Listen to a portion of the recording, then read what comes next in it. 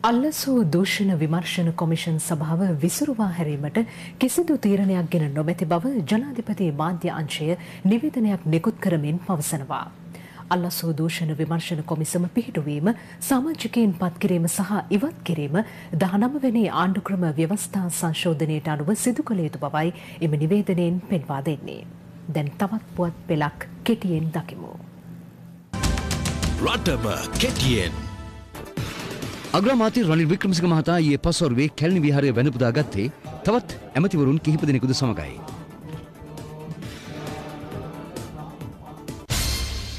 රාජ්‍ය වෛද්‍ය නිලධාරීන්ගේ සංගමයේ නියෝජිතයන් පිරිසක් අද පස්වරුවේ ජනාධිපතිතුමා හමු වුණා. රාජ්‍ය වැටුප් ප්‍රතිපත්තිය ආරක්ෂා කර ගනිමින් වෛද්‍යවරුන්ගේ වැටුප් ගැටලුවට විසඳුම් ලබා ගැනීම පිළිබඳව සංගමය මෙහිදී ජනාධිපතිතුමාගේ අවධානය යොමු කළා.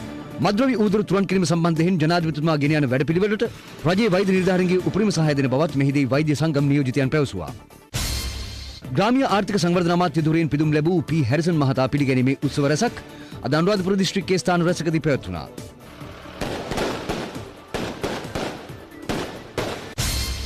කොච්චිකඩේ මා ඔය ඕවිටියා දූපතේ නීති විරෝධී ලෙස පවත්වාගෙන ගිය මත්පැන් ස්කාගාරයක් වටලා සැකකරුවන් දෙදෙනෙකු සමග ගෝඩා ලීටර් 8000ක් ඇතුළු මත්පැන් පෙරීමට යොදා ගන්නා උපකරණ රැසක් ගම්පහ සුරාබදු කොමසාරිස් කාර්යාලයේ නිලධාරීන් තමන් බහරයට ගත්තා.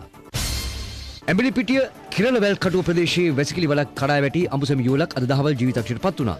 පළමුව නිවසේ කාන්තාව හදිසියේ වැසිකිලි වලට වැටි ඇති අතර ඇය බේරා ගැනීමට ගිය ස්වාමි පුරුෂයාද සිහිසුන් වී තිබෙනවා. උන් ගොඩ ගැනීමට ගිය තවත් දෙදෙනෙකු සිහි මුර්ඡා වී රෝහල්ගත කර ඇති බවයි අප වාර්තාකරු පැවසුවේ. මෙලෙස ජීවිතක්ෂයට පත් වුණේ 50 හැවිරිදි පුද්ගලයෙක් සහ 59 හැවිරිදි ඔහුගේ බිරිඳයි. සිරියාව ඇතුළු මැදපෙරදිග යුද ගැටුම් සම්බන්ධයෙන් එක්සත් ජාතීන්ගේ සංවිධානයේ මැදිහත් විය යුතු බව පවසමින් අද පස්වරුවේ කොළඹ එක්සත් ජාතීන්ගේ සංවිධානයේ ඉදිරිපිට විරෝධතාවක් පැවැත්වුණා. මෙහිදී පාර්ලිමේන්තු මන්ත්‍රී මුජිබර් රහ්මාන් විසින් එම කාර්යාලයට සංදේශයක් බාර දෙනු ලැබුවා. වයඹ පළාතේ රෝහල්වල හෙදහෙදියන් පිරිසක් ස්ථානමාරු කිරීමට පළාත් සෞඛ්‍ය සේවා අධ්‍යක්ෂවරයාගත් තීන්දුවට එරෙහිව දින කිහිපයක සිට ආරම්භ කර තිබූ වැඩ වර්ජනය පළාත් ආණ්ඩුකාරිවරියගේ මැදිහත් වීමෙන් අද අවසන් කෙරුණා. අසාධාරණ වෙන විදිහට මාරු නොකර එක්තරා ප්‍රතිපත්තියක් මත මාරු කරන්න තීරණය කරගත්ත අපි නිලධාරීනොත් ලේකම්ලත් ඔක්කොම එක සාකච්ඡා කරලා ඊට පස්සේ ප්‍රතිපත්තියක් සකස් කරලා ඊළඟට අවශ්‍ය විදිහට ස්ථාන මාරුවීම් කරනකම් නොනවත්තුවා. රටම කෙටි මේ රන්වලටත් වඩා වටින රිදී ගැන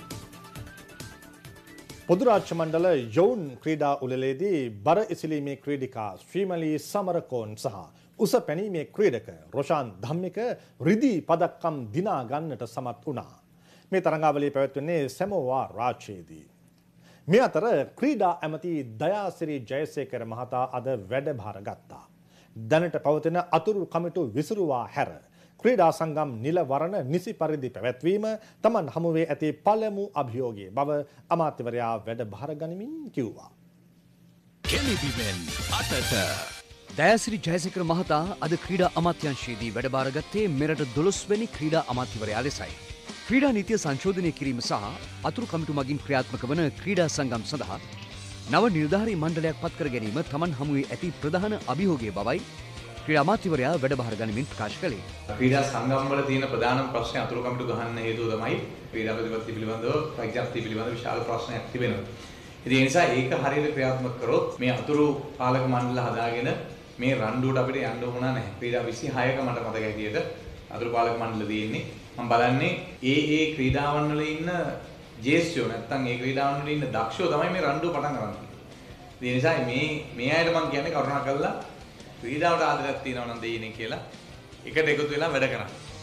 එමෙන්ම ජාත්‍යන්තර ඔලිම්පික් සංගමය සහ තවත් ජාත්‍යන්තර ක්‍රීඩා සංගම් කිහිපයක් සමග ඇති වී තිබෙන ගැටලු විසඳීමටත් තම අවධානය යොමු වී තිබෙන බවයි ක්‍රීඩා ඇමතිවරයා පවසන්නේ.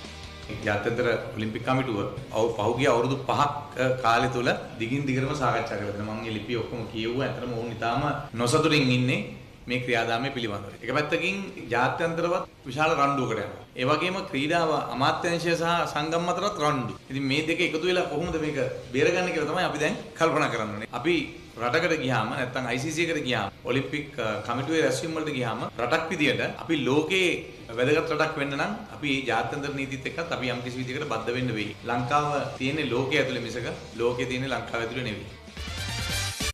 අදට අපි ඔබෙන් සමුගන්නවා. ඔබට සුබ රාත්‍රියක්.